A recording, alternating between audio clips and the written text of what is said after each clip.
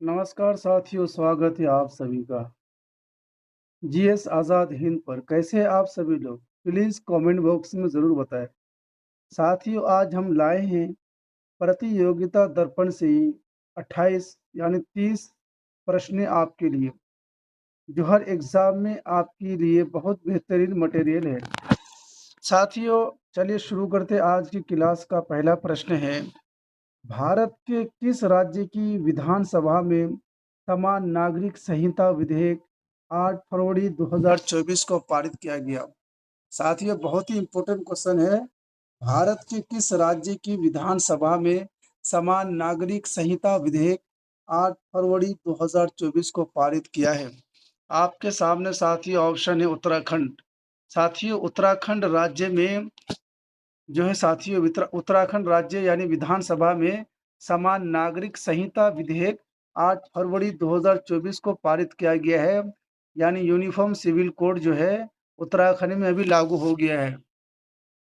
दूसरा साथियों इसका विश्लेषण है पहला प्रश्न का। उत्तराखंड राज्य स्वतंत्रता प्राप्त भारत में ऐसा पहला राज्य है जिसने यूनिफॉर्म सिविल कोड उच्च पर कानून बनाया है। इस कानून से अनुसूचित जनजातियों को अलग रखा गया है। साथियों, यहाँ पर ध्यान देने वाली बात है कि जो यूनिफॉर्म सिविल कोड उत्तराखंड में जो लागू हुआ है, उसमें साथियों अनुसूचित जनजातियों को अलग रखा गया है। ये बात ध्यान रखिएगा। केवल गोवा में स्वतंत्रता से पूर्व ही उच्च लागू था। ठीक है साथियों, यानी यूनिफॉर्म सिविल कोड जो है सिर्फ गोवा में ही लागू था आज़ादी से पहले से। लेकिन अब भारत के यानी उत्तराखंड विधानसभा में भी यानी उत्तराखंड जिले में भी अब सिर्फ यूनिफॉर्म सिविल कोड लागू है। सिर्फ इसमें जो है अनुसूचित जनजातियों को अलग रखा है, उसके लिए ये यूनिफॉर्म सिविल कोड नहीं है। ठीक है साथियों, ये ज़रूर ध्यान रखिएगा। अगला प्रश्न है, भारत सरकार ने उपभोक्ताओं को महंगाई से राहत देने के लिए किस नाम से सस्ते चावल बाजार में बेचने का निर्णय 6 फरवरी 2024 से लिया है? साथियों, ये बहुत ही इम्पोर्टेंट क्वेश्चन है। प्लीज़ आप अपने दोस्त यार को, पड़ोसी को अपने घर में ज़रूर बताइएगा। तो साथियों, आपके सामने प्रश्न है उत्तर भारत चावल। साथियों, भारत चावल जो है वो भारत सरकार ने उपभोक्ताओं को महंगाई से राहत देने के लिए भारत चावल के नाम से 6 फरवरी 2024 को ये पारित किया गया है बाजार में। तो बाजार में कौन सा मिलेगा सरकारी चावल साथियों? भारत चावल। ये जरूर ध्यान रखिएगा। विश्लेषण है साथियों, उपभोक्ताओं को महंगाई से राहत देने के लिए सरकार ने 29 प्रति किलोग्राम यानी 29 रुपये किलोग्राम के हिसाब से, यानी 1 किलो की कीमत भारत चावल अगर लेंगे आप, तो 1 किलो में आपको 29 रुपये देना पड़ेगा। 29 रुपये में आपको 1 किलो चावल मिलेगी। रियायती दर पर भारत चावल की पेशकश की है। भारत यानी भारत आटा साथियों, भारत चावल भी है, भारत आटा है और भारत दाल के बाद सरकार ने इसे शुरू किया है। ये 5 यानी किलोग्राम और 10 किलोग्राम के पैक में पेश किया गया है। यानी 10 किलो और 5 किलोग्राम का पैकेज होगा ये, जिसमें से आपको 29 रुपये देना पड़ेगा 1 किलोग्राम में बस। तीसरा प्रश्न है साथियों, भारत के क्रिकेट कंट्रोल बोर्ड के सचिव जिन्हें 31 जनवरी 2024 को बाली इंडोनेशिया में संपन्न एशियन क्रिकेट काउंसिल की जनरल मीटिंग में इस काउंसिलिंग यानी ACC का प्रमुख पुनः निर्वाचित किया गया है? तो साथियों उसका करेक्ट आंसर है उत्तर जय शाह को किया गया है।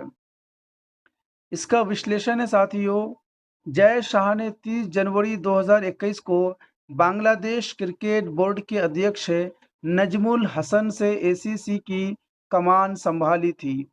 या नजमुल हसन के बाद यानी BCCI का कौन कमान संभाला था? जैसे यानी जय शाह कमान संभाली थी।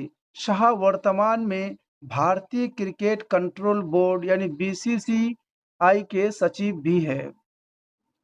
तीसरा प्रश्न है साथियों, भारत के गायक शंकर महादेवन, तबला वादक जाकिर हुसैन समेत 5 संगठित कारों के किस संगठित बैंड में 4 फरवरी 2024 को लॉस एंजलिस अमेरिका में दिस मोमेंट के लिए ग्रैमी अवार्ड जीता है? साथियों, इसका नाम है शक्ति। विश्लेषण है साथियों, शक्ति बैंड की 30 जून 2023 को जारी एल्बम दिस मोमेंट को बेस्ट ग्लोबल म्यूजिक यानी एल्बम के लिए ग्रैमी पुरस्कार प्राप्त हुआ है। शक्ति बैंड में गायक शंकर महादेवन, गिटार वादक जॉन मैकलॉगलिन, तबला वादक जाकिर हुसैन यानी ताल वादक वी सेल्वा गणेश और वायलिन वादक गणेश राजगोपालन सम्मिलित है। ये जरूर याद रखिएगा।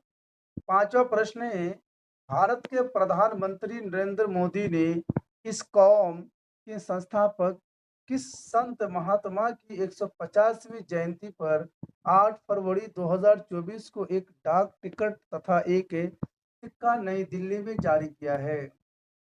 साथियों, उत्तर है स्वामी श्री यानी साथियों स्वामी श्री भक्ति वेदांत यानी प्रभुपाद। विश्लेषण है साथियों, यानी अभय चरण रविंद्र यानी भक्ति वेदांत स्वामी प्रभुपाद, जिन्हें स्वामी श्री भक्ति वेदांत यानी प्रभुपाद के नाम से भी जाना जाता है, इसे ध्यान रखिएगा। सनातन हिंदू धर्म किसे सनातन हिंदू धर्म के एक प्रसिद्ध यानी गौड़ीय वैष्णव गुरु तथा धर्म प्रचारक थे। ये इस्कॉन यानी इंटरनेशनल सोसाइटी फॉर कृष्णा यानी कॉन्शियसनेस, जिसे सामान्य हरे कृष्णा आंदोलन भी कहा जाता है। इसी भी साथियों याद रखिएगा, हरे कृष्णा आंदोलन भी इसे कहा जाता है। अगला प्रश्न है साथियों, 17 से 21 फरवरी 2024 तक अंतर्राष्ट्रीय कठपुतली महोत्सव की 11वें संस्करण का आयोजन कहाँ किया गया है? ठीक है साथियों, इसको जरूर याद रखिएगा। 17 से 21 फरवरी 2024 तक अंतर्राष्ट्रीय कठपुतली महोत्सव के 11वें संस्करण का आयोजन कहाँ किया गया है? इसका सही जवाब है साथियों चंडीगढ़। चंडीगढ़ में किया गया है कठपुतली महोत्सव का क्या कहते हैं आयोजन। इसका विश्लेषण है साथियों, चंडीगढ़ यानी चंडीगढ़ में टैगोर थिएटर, कौन से थिएटर पे ये भी आ सकता है, चंडीगढ़ में टैगोर थिएटर में आयोजित महोत्सव में रूस हो गया, फ्रांस, ब्राजील, अमेरिका और श्रीलंका के कठपुतली कलाकारों ने भाग लिया है। जो महोत्सव मनाया गया साथियों, इसमें कौन कौन से देश भाग लिए थे? इस कठपुतली जो चंडीगढ़ में टैगोर थिएटर में आयोजित हुआ था महोत्सव, तो चंडीगढ़ में टैगोर थिएटर में आयोजित होने वाले महोत्सव में रूस ने भाग लिया, फ्रांस ने, ब्राज़ील ने, अमेरिका ने और श्रीलंका के कठपुतलीकारों ने भाग लिया है। ये ज़रूर याद रखिएगा। 7वां प्रश्न है साथियों, उत्तर प्रदेश के संस्कृत संस्थानम द्वारा फरवरी 2024 में विश्व भारती पुरस्कार जबलपुर के किस संस्कृत के विद्वान व कवि को प्रदान करने की घोषणा की गई है? साथियों, कौन से कवि यानी किस कवि, जबलपुर के किस संस्कृत के विद्वान वो कवि प्रदान करने की घोषणा की गई है? तो साथियों आपके सामने ऑप्शन है प्रोफेसर रहस्य बिहारी द्विवेदी। ठीक है साथियों, रहस्य बिहारी द्विवेदी को ये जो है क्या कहते हैं प्रदान करने की घोषणा किया है। इसका विश्लेषण है महर्षि वाल्मीकि पुरस्कार। क्या चाहते महर्षि वाल्मीकि पुरस्कार अयोध्या के डॉक्टर देवी सहाय पांडे द्वीप व्यास पुरस्कार वाराणसी के प्रोफेसर अंजने शास्त्री एवं नारद पुरस्कार वाराणसी के प्रोफेसर गोपा बंधु को दिया जाएगा। 8वां प्रश्न है रेलवे प्रोटेक्शन। साथियों, रेलवे प्रोटेक्शन फोर्स यानी ऑफ द्वारा 67वीं all India police duty meet है ना, यानी AIPDM 12 से 16 फरवरी 2024 को कहाँ आयोजित की गई थी? साथ ही उत्तर है लखनऊ, यानी उत्तर प्रदेश। उत्तर प्रदेश में लखनऊ है और उत्तर प्रदेश की राजधानी लखनऊ है, वहां पर आयोजित की गई है। इसका विश्लेषण है साथियों, विश्लेषण है नीट के उद्घाटन में केंद्रीय रेल मंत्री अश्विन वैष्णव एवं समापन में उत्तर प्रदेश के मुख्यमंत्री योगी आदित्यनाथ मुख्य अतिथि थे। इस सम्मेलन में केंद्र व राज्य की 29 कानून प्रवर्तन एजेंसियों के लगभग 1200 सदस्य भी शामिल थे, ने भाग लिया है और शामिल भी थे।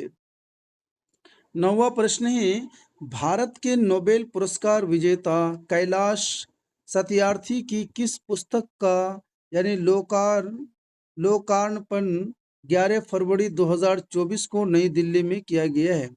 ठीक है साथियों, कौन? भारत के नोबेल पुरस्कार विजेता कौन? कैलाश सत्यार्थी की किस पुस्तक का लोकार्पण 11 फरवरी 2024 को नई दिल्ली में किया गया है? तो इसका उत्तर है सपनों की रोशनी। ठीक है साथियों, सपनों की रोशनी।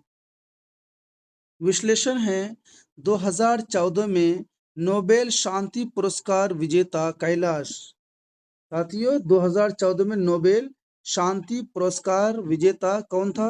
कैलाश सत्यार्थी की पुस्तक कौन सी है? सपनों की रोशनी। 50 वर्ष पहले लिखी गई डायरी पर आधारित है। ठीक है साथियों, डायरी पर आधारित है, जिसे प्रभात प्रकाशन ने प्रकाशित किया है। ठीक है साथियों, तो ये कैलाश सत्यार्थी की पुस्तक कौन सी है? सपनों की रानी। इसे 50 वर्ष पहले लिखी गई थी ये डायरी। आई बात समझ में? अब 10वां प्रश्न है प्रधानमंत्री नरेंद्र मोदी ने 13 फरवरी 2024 को मुफ्त बिजली देने के लिए किस योजना की घोषणा की है? साथियों ये बहुत ही इंपॉर्टेंट क्वेश्चन है, वन लाइनर है, आपके एग्जाम में चांसेस है कि ये क्वेश्चन आ जाए। ठीक है साथियों, तो प्रधानमंत्री ने 13 फरवरी 2024 को बिजली फ्री देने के लिए किस योजना की घोषणा की है साथियों? यानी उत्तर PM सूर्य घर योजना। साथियों योजना से संबंधित बहुत सारे क्वेश्चन आते हैं हर एग्जाम में, तो प्लीज आप इसे कॉपी में नोट डाउन करें और हमारे चैनल GS आज़ाद हिंद को ज़रूर से ज़रूर सब्सक्राइब करें गुरु दक्षिणा की तौर पर।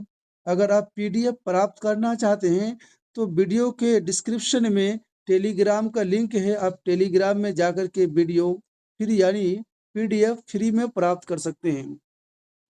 इसका विश्लेषण है साथियों 75,000 करोड़ से अधिक, कितने हजार? 75, याद रखिएगा, यह आपसे डेटा पूछ सकता है। 75,000 करोड़ से अधिक के निवेश वाली इस परियोजना का लक्ष्य हर महीने 300 यूनिट तक मुफ्त बिजली प्रदान कर 1 करोड़ घरों को रोशन करना है। ठीक है साथियों, 75,000 करोड़ से अधिक की निवेश है इसमें, इस योजना में, और लक्ष्य क्या है साथियों? हर महीने 300 यूनिट तक मुफ्त बिजली प्रदान करना है और 1 करोड़ घरों को रोशन करना है, ये योजना है। प्लीज इसे जरूर ध्यान रखिएगा। 11वां प्रश्न है साथियों, असम सरकार ने 13 फरवरी 2024 को कहाँ के यानी वहाँ के किस फल को असम का राज्य फल घोषित किया है? प्लीज ये भी जरूर याद कीजिएगा। असम सरकार ने 13 फरवरी 2024 को वहाँ के किस फल को असम का राज्य फल घोषित किया है? साथियों आपके सामने ऑप्शन है उत्तर काजी नींबू, यानी खट्टे नींबू जिसे बोले थे। ठीक है साथियों, काजी नींबू यानी खट्टे नींबू को असम सरकार ने असम का राज्य फल घोषित किया है। इसका विश्लेषण है साथियों, एक्सप्लेनेशन, इस फल को 2016 में यानी GI टैग मिला था। ठीक है साथियों, जो असम का खट्टे नींबू है उसे 2016 में GI टैग भी मिला था। इसलिए ये क्वेश्चन बहुत ही इंपॉर्टेंट हो जाता है एग्जाम पॉइंट ऑफ व्यू से, कि 99% चांसेस है कि ये क्वेश्चन आ जाए। इसलिए आप लोग कॉपी में नोट डाउन करें और वीडियो को पूरी अंत तक जरूर देखें, आपको बहुत ही फायदा होगा। और इसे समय यानी असम राज्य में साथी, और इसे असम राज्य में व्यावसायिक रूप से उगाया जाता है। काजी नींबू अपनी अनूठी सुगंध और स्वास्थ्य लाभों के लिए जाना जाता है। ये भी आपसे पूछा जाएगा कि असम के नींबू किस लिए जाना जाता है। तो साथियों, अनूठी यानी सुगंध और स्वास्थ्य लाभों के लिए जाना जाता है।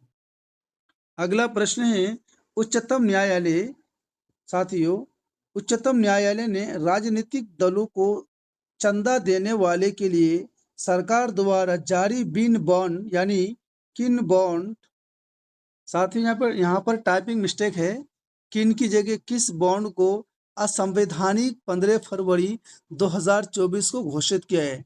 यह भी आप डेट जरूर याद रखिएगा, 15 फरवरी 2024। ठीक है साथियों, और यहाँ पे लिख दीजिएगा किस बॉन्ड। ठीक है, किस बॉन्ड। तो साथियों, इलेक्टोरल बॉन्ड, साथियों इलेक्टोरल बॉन्ड को उच्चतम न्यायालय ने असंवैधानिक 15 फरवरी 2024 को घोषित किया है।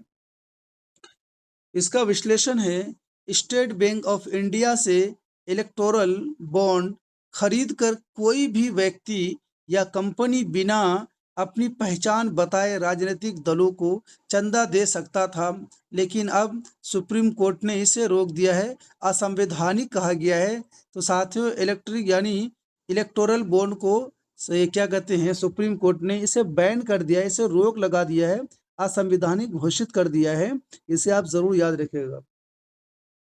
13वां प्रश्न है, इसरो ने अपने किस हाई रिजोल्यूशन इमेजिंग यानी सैटेलाइट को 14 फरवरी 2024 को नियंत्रित तरीके से हिंद महासागर में गिराकर नष्ट किया है। ठीक है साथियों, यानी इसरो ने अपने किस हवा यानी हाई रिजोल्यूशन इमेजिंग सैटेलाइट को 14 फरवरी 2024 को नियंत्रित तरीके से हिंद महासागर में गिराकर नष्ट कर दिया है। तो साथियों, आपके सामने ऑप्शन है उत्तर यानी कार्टोसैट 2। कार्टोसैट 2 को साथियों इसरो ने हिंद महासागर में गिराकर नष्ट कर दिया है। विश्लेषण है कि कार्टोसैट 2 यानी सैटेलाइट को PSLV-1C7 द्वारा 10 जनवरी 2007 को सतीश धवन अंतरिक्ष केंद्र से लॉन्च किया गया था। कहाँ से लॉन्च किया था साथियों? सतीश धवन अंतरिक्ष केंद्र से लॉन्च किया गया था। ये भी आप जरूर नोट डाउन करते रहिएगा, आपके एग्जाम में पूछा जाएगा। जिसका प्रमुख कार्य यानी जमीन की तस्वीर लेना था। इसका क्या कारण था साथियों? प्रमुख कार्य क्या था? जमीन की तस्वीर लेना था। ठीक है साथियों, इसरो ने जो लॉन्च किया है PSLV-C7, इसका क्या काम था, क्या कार्य था? जमीन की तस्वीर लेना था। ये जरूर याद रखिएगा। 14वां प्रश्न है, इसरो ने 17 फरवरी 2024 को मौसम का अध्ययन करने के लिए अपने किस आधुनिक सैटेलाइट का प्रक्षेपण किया है? ठीक है साथियों, किस आधुनिक सैटेलाइट का प्रक्षेपण किया है किसने? इसरो ने 17 जनवरी 2024 को। तो आपके सामने साथियों ऑप्शन है, यानी उत्तर है साथियों इनसैट यानी इनसैट 3 यानी 3DS। इनसैट 3DS जो है मौसम का अध्ययन करने के लिए क्या कहते हैं आधुनिक सैटेलाइट का प्रक्षेपण किया है इसरो ने। ये जरूर ध्यान रखिएगा। विश्लेषण है, इसरो ने इनसैट 3 यानी DS सैटेलाइट का प्रक्षेपण सतीश धवन अंतरिक्ष, कौन से धवन? सतीश धवन अंतरिक्ष केंद्र यानी श्रीहरिकोटा आंध्र प्रदेश से GSLV-F14 यानी GSLV-F14 द्वारा किया गया है। इसे जरूर याद रखिएगा आप लोग। 15वां प्रश्न है साथियों, भारतीय वायुसेना द्वारा राजस्थान के जैसलमेर में 17 फरवरी 2024 को किस नाम से एक बड़ा युद्ध अभ्यास किया है? ठीक है साथियों, किस नाम से एक बड़ा युद्ध अभ्यास किया है? कहाँ के? यानी राजस्थान के जैसलमेर में 14 फरवरी। तो आपके सामने साथियों उत्तर है वायु शक्ति 2024। ठीक है, यानी वायु शक्ति को जो है राजस्थान के जैसलमेर में 14 फरवरी 2024 को एक बड़ा युद्ध अभ्यास किया है। इसका विश्लेषण है साथियों, वायुसेना द्वारा पोखरण में ईयर टू ग्राउंड रेंज में संपन्न हुए दिन रात के वायु शक्ति अभ्यास में राफेल यानी सुखोई 30 चिनूक और अपाचे सहित कुल 121 विमान सम्मिलित थे। इसमें भारतीय सेना ने भी भाग लिया। ऐसा पिछला अभ्यास 16 फरवरी 2019 को हुआ था। ये आप जरूर क्लास के बाद वीडियो को भगा के या रोक के अपनी कॉपी में नोट डाउन करते रहिएगा। साथियों 16वां प्रश्न है, भारत व यूनाइटेड अरब अमीरात का संयुक्त सैन्य अभ्यास जनवरी 2024 में किस नाम से आयोजित हुआ है? साथियों याद जरूर रखिएगा, कहाँ पे? भारत व यूनाइटेड अरब अमीरात यानी जिसे गांव में दुबई के नाम से भी जाना जाता है, यूई को, तो संयुक्त सैन्य अभ्यास हुआ है। कब हुआ है? 2024 में।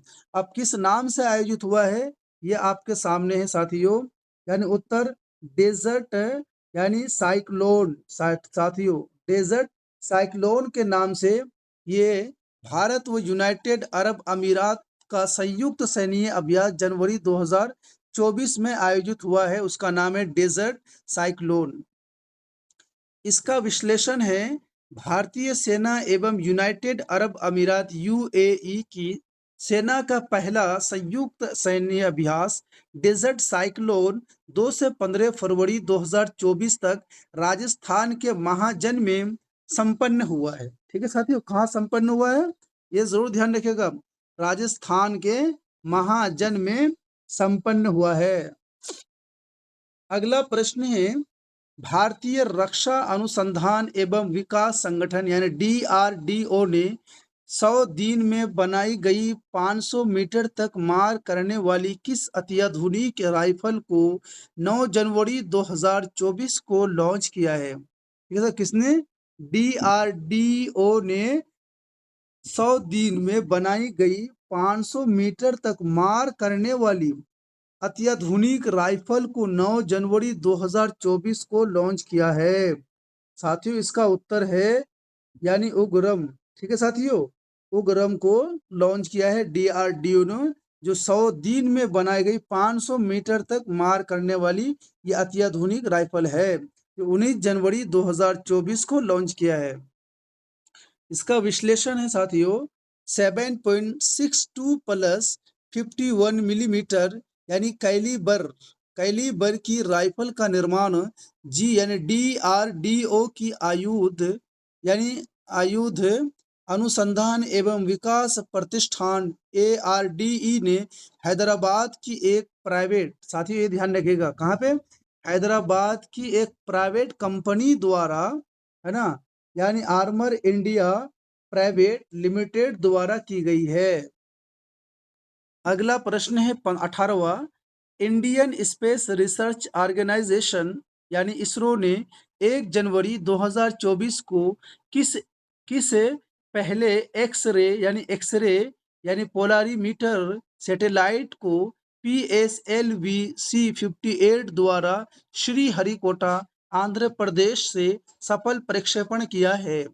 कौन सा साथियों, ये जरूर ध्यान रखिएगा, यानी PSLV C58 द्वारा कहाँ से किया है?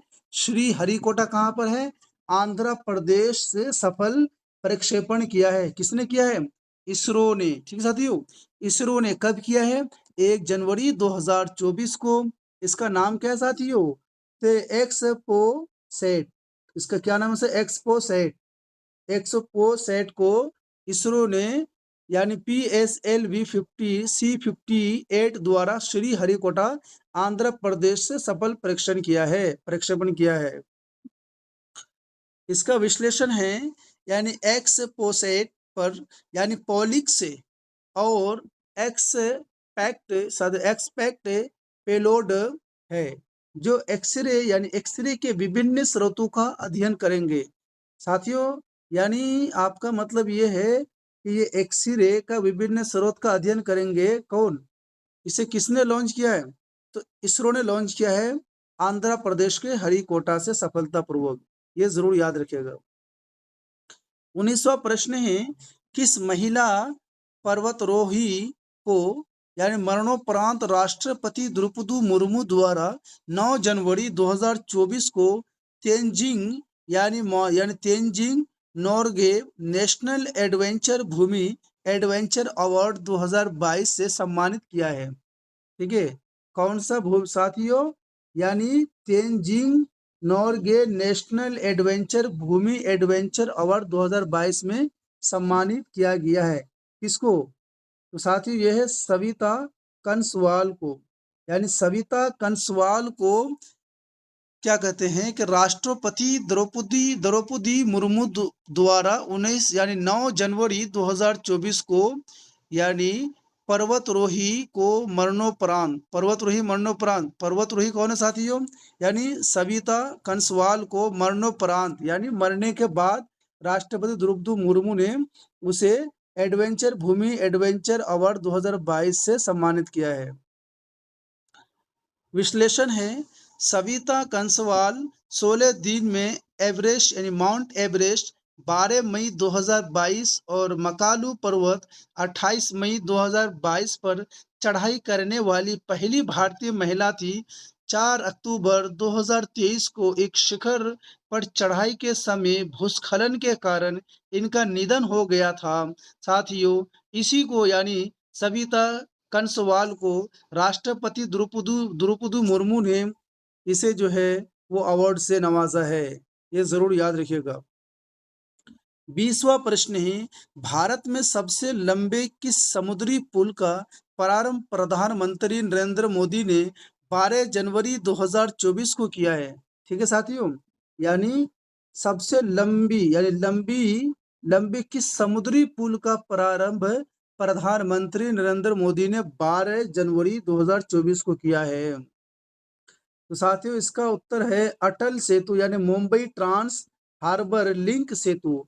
यानी मुंबई में जो पुल बनाया गया है उसका नाम है साथियों अटल सेतु, समुद्र में बनाया गया है। इसी का उद्घाटन प्रधानमंत्री नरेंद्र मोदी ने 12 जनवरी 2024 को किया है। विश्लेषण है, लगभग 21.8 किलोमीटर यानी साथियों 22 किलोमीटर लंबा ये पुल दक्षिण मुंबई को नवी मुंबई से जोड़ता है। यह भी ध्यान रखेगा, दक्षिण मुंबई को नवी मुंबई से जोड़ता है ये पुल, तथा इसने 2 घंटे की यात्रा को 15 से 20 मिनट कर दिया है। इस अटल बिहारी वाजपेयी सेबरी नहवा सेवा अटल सेतु नाम दिया गया है। इसे क्या नाम दिया गया साथियों? इसे अटल बिहारी वाजपेयी सेवरी नहवा सेवा अटल सेतु नाम दिया गया है, जो बम्बई के समुद्र में बनाया गया पुल है और दक्षिणी मुंबई को नवी मुंबई से जोड़ता है। अगला प्रश्न है, केंद्रीय आवास 21वां प्रश्न है साथियों, केंद्रीय आवास एवं शहरी मंत्रालय की 11 जनवरी 2024 को दिए गए स्वच्छता सर्वेक्षण पुरस्कारों में लगातार किस शहर को 7वीं बार तथा किसे पहली बार सर्वाधिक स्वच्छ शहर का पुरस्कार दिया गया है? आपके सामने साथियों उत्तर है इंदौर। उत्तर इंदौर 7वीं बार है साथियों, और सूरत। ठीक है साथियों, इसका आंसर है इंदौर 7वीं बार और सूरत। इसका विश्लेषण है, मध्य प्रदेश के इंदौर। इंदौर कहाँ पर साथियों? मध्य प्रदेश, यानी मध्य प्रदेश के इंदौर और गुजरात के सूरत, यानी सूरत में गुजरात है। शहर को संयुक्त रूप से भारत के सबसे स्वच्छ यानी सबसे बेहतर अच्छा साफ सफाई वाला शहर का पुरस्कार दिया गया है। इंदौर ने 7वीं बार और सूरत ने पहली बार। ये भी ध्यान रखिएगा साथियों, इंदौर को जो है 7वीं बार स्वच्छता शहर पुरस्कार मिला है और सूरत ने पहली बार यानी सूरत को पहली बार स्वच्छ शहर का पुरस्कार मिला गया है, सम्मान मिला है, यह पुरस्कार जीता है। नवी मुंबई को देश का तीसरा सबसे स्वच्छ शहर का पुरस्कार दिया गया है। ये भी ध्यान रखेगा, पहला साथियों है इंदौर जिसे 7 बार मिला है, और दूसरा है सूरत जिसे पहली बार मिला है, और मुंबई जो साथियों देश का तीसरा सबसे स्वच्छ शहर का पुरस्कार दिया गया है।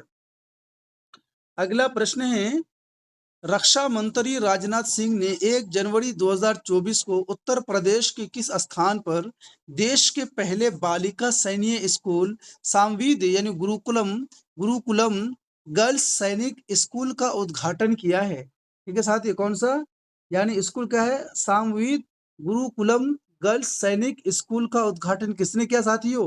राजनाथ सिंह ने किया है। ठीक है, ये कौन है? रक्षा मंत्री हमारे देश का रक्षा मंत्री का नाम है राजनाथ सिंह। उसी राजनाथ सिंह ने 1 जनवरी 2024 को उत्तर प्रदेश के किस स्थान पर? तो साथियों वृंदावन मथुरा, यानी आपका ऑप्शन है वृंदावन मथुरा में सामवेदी यानी सामवेदी गुरुकुलम गर्ल्स सैनिक स्कूल का उद्घाटन किया है। ये जरूर आप लोग याद रखिएगा। विश्लेषण है, वृंदावन में सामवेदी गुरुकुलम गर्ल्स सैनिक स्कूल का प्रारंभ किया गया है। रक्षा मंत्रालय के अनुसार सामवेद गुरुकुलम सैनिक स्कूल में 870 बालिका विद्यार्थियों को शिक्षा एवं प्रशिक्षण प्रदान किया जाएगा। कितने को साथियों? 870 बालिका यानी लड़कियों को, विद्यार्थियों को शिक्षा एवं प्रशिक्षण प्रदान किया जाएगा। शिक्षा भी प्रदान किया जाएगा लड़कियों को, 870 लड़कियों को, और उसमें से कुछ लड़कियों को प्रशिक्षण प्रदान भी किया जाएगा, यानी उसे ट्रेनिंग भी दिया जाएगा। 23वां प्रश्न है, राज्यों के मुस्लिम यानी पुलिस, सॉरी साथियों, भारत के राज्यों के पुलिस महानिदेशकों यानी डायरेक्टर जनरल और महानिरीक्षकों यानी इंस्पेक्टर जनरल का सम्मेलन 5 से 7 जनवरी 2024 को राजस्थान के किस नगर में संपन्न हुआ है? साथियों आपका ऑप्शन है उत्तर जयपुर, यानी जयपुर में साथियों ये संपन्न हुआ है।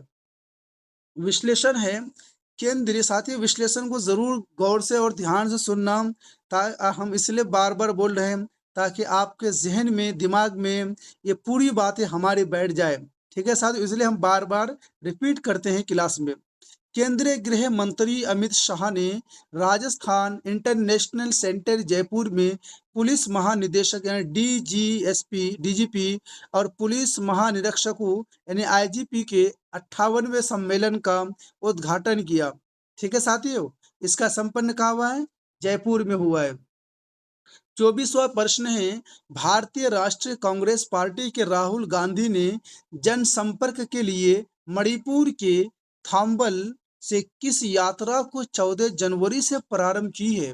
साथियों ये जरूर याद रखिएगा, कौन सा है? थाम्बल, यानी थाम्बल से किस यात्रा को 14 फरवरी से प्रारंभ किया है? कहां से किया है? मणिपुर के थाम्बल से। किसने किया साथियों? भारतीय राष्ट्रीय कांग्रेस पार्टी के राहुल गांधी ने किया है। तो इसका सही और करेक्ट आंसर साथियों भारत जोड़ो न्याय यात्रा। साथियों भारत जोड़ो न्याय यात्रा मणिपुर के थाम्बल से यानी 14 जनवरी से प्रारंभ की है। राहुल गांधी यानी कांग्रेसी नेता राहुल गांधी ने वहां से ये क्या कहते हैं यात्रा शुरू किया है, भारत जोड़ो न्याय यात्रा। ये जरूर याद रखिएगा, तारीख भी 14 जनवरी से प्रारंभ किया है। विश्लेषण है साथियों, भारत जोड़ो न्याय यात्रा 20 मार्च 2024 को, कितने मार्च साथियों? 20 मार्च 2024 को 14 राज्यों और 85 जिलों की है ना यात्रा करते हुए मुंबई पहुंची। यह यात्रा राहुल गांधी द्वारा पिछले वर्षों की यानी पिछले वर्ष की गई भारत जोड़ो यात्रा का ही दूसरा संस्करण है। ये जरूर ध्यान रखिएगा, 20 मार्च 2024 को राज्य कितने साथियों? 14 राज्यों से और 85 जिलों की यात्रा करते हुए मुंबई पहुंची थी ये यात्रा, ये जरूर याद रखिएगा। 25वां प्रश्न है, भारत सरकार ने अपनी योजनाओं को जनता तक पहुंचाने के लिए झारखंड से 15 नवंबर 2023 को किस यात्रा का प्रारंभ किया जो 25 जनवरी 2024 को समाप्त हुई है? ठीक है साथियों, तो इसका करेक्ट आंसर है साथियों विकसित भारत संकल्प यात्रा। ये जरूर ध्यान रखिए क्योंकि ये बहुत ही इंपॉर्टेंट क्वेश्चन है प्रधानमंत्री के बारे में साथियों। तो विकसित भारत संकल्प यात्रा क्या है? तो भारत सरकार ने साथियों, भारत सरकार ने अपनी योजनाओं को जनता तक पहुंचाने के लिए झारखंड से, कहां से? झारखंड से, जरूर याद रखिएगा, झारखंड से 15 नवंबर 2023 को यानी यात्रा का प्रारंभ किया है। ठीक है, जो 25 जनवरी 2024 को समाप्त हुई। इसका विश्लेषण है, इस यात्रा में एक सूचना वैन सभी ग्राम पंचायतों और अन्य स्थानीय निकायों में पहुंचती तथा वहां आयुष्मान भारत योजना जैसी केंद्रीय सरकार की 20 योजनाओं का लाभ उठाने के लिए जनता को जानकारी दी तथा उनको योजनाओं की सदस्यता भी प्रदान की। साथियों ध्यान रखिएगा, कौन सा, कि सभी ग्राम पंचायत यानी वैन जो है सभी ग्राम पंचायतों और अन्य स्थानीय निकायों में पहुंचती तथा वहां आयुष्मान भारत योजना जैसी केंद्रीय सरकार की 20 योजनाओं का लाभ उठाने के लिए जनता को जानकारी दी। 26वां प्रश्न है, अंतरराष्ट्रीय पतंग महोत्सव मकर क्रांति यानी संक्रांति के अवसर पर जनवरी 2024 से एक सप्ताह तक गुजरात में कहाँ आयोजित किया गया है? ठीक है सर, तो कौन सा, अंतरराष्ट्रीय पतंग महोत्सव मकर संक्रांति के अवसर पर जनवरी 2024 में एक सप्ताह के लिए गुजरात में कहाँ आयोजित किया गया? तो साथियों आपका उत्तर है अहमदाबाद में आयोजित किया गया है। विश्लेषण है, 1989 से प्रति वर्ष अहमदाबाद में आयोजित होने वाले अंतरराष्ट्रीय पतंग महोत्सव में इस वर्ष 55 देश के 153 पतंगबाजों ने भाग लिया है। कितने देश ने साथियों? 55 देश के, ठीक है, 55 देश के 153 पतंगबाजों ने भाग लिया है, जो गुजरात के अहमदाबाद में पतंग महोत्सव जो मना गया है, उस पतंग महोत्सव में 55 देश के 153 यानी 153 पतंगबाजों ने भाग लिया है। ये जरूर याद रखिएगा। 27वां प्रश्न है, विकलांग लोगों के लिए इंटरनेशनल पर्पल फेस्ट जिसमें लगभग 800 यानी साथियों 8000 व्यक्तियों ने भाग लिया, 8 से 13 जनवरी 2024 तक कहाँ आयोजित किया गया है? अब इसको सारे देखना, विकलांग लोगों के लिए एक इंटरनेशनल पर्पल फेस्ट जिसमें लगभग 8000 व्यक्तियों ने भाग लिया है। ये कब से कब तक चला था? 8 जनवरी से 13 जनवरी तक चला। और ये कहाँ आयोजित किया गया साथियों? तो उत्तर गोवा यानी गोवा में यह आयोजित किया गया है। इसका विश्लेषण है, गोवा में साथियों गोवा की राजधानी पणजी है। जिसे राजधानी गोवा का नाम मालूम हो, इस क्लास में उसे जरूर जानकारी मिलेगी।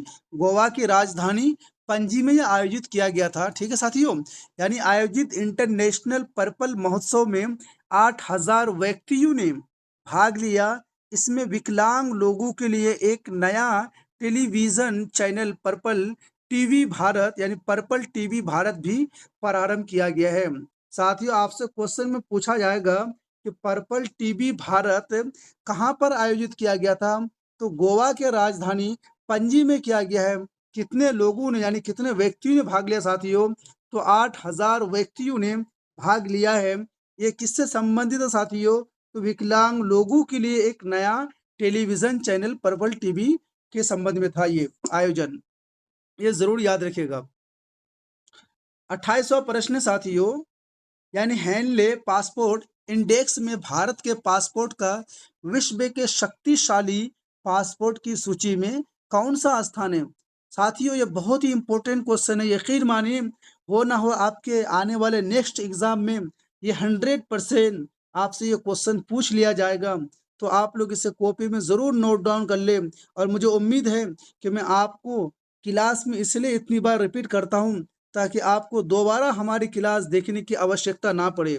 ठीक है साथियों, तो हैंडले पासपोर्ट इंडेक्स में, ठीक है, भारत के पासपोर्ट का विश्व में दुनिया भर में शक्तिशाली पासपोर्ट की सूची में कौन सा स्थान है? आपको ये पता होना चाहिए साथियों। उत्तर है 80वां स्थान है हमारा भारत के, यानी हैंडले पासपोर्ट इंडेक्स में भारत के पासपोर्ट का विश्व शक्तिशाली में हमारा कौन सा स्थान है?